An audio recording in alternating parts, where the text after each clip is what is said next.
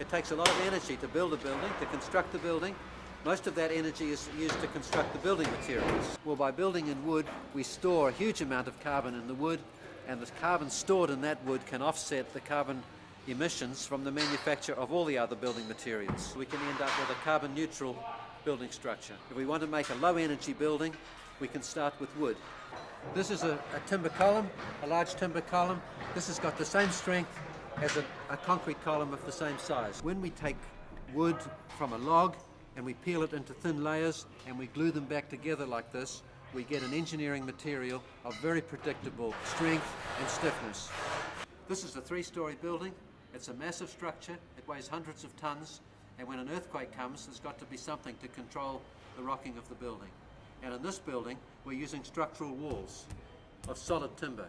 These bars are part of the lateral load resisting system, and so that when a big earthquake comes, these bars are anchoring the whole of the timber wall system down into the foundations, so that if there's a severe wind or a severe earthquake, the main structure of the building will be undamaged. If there was an uncontrolled fire in this building, this column would not collapse. Why does it have good fire resistance? It's because it chars from the outside, and it chars at about 40 millimeters an hour. So after an hour, this column would hardly have lost any load-bearing capacity. And so we've got a homegrown product which is just as good as any steel or concrete building anywhere in the world.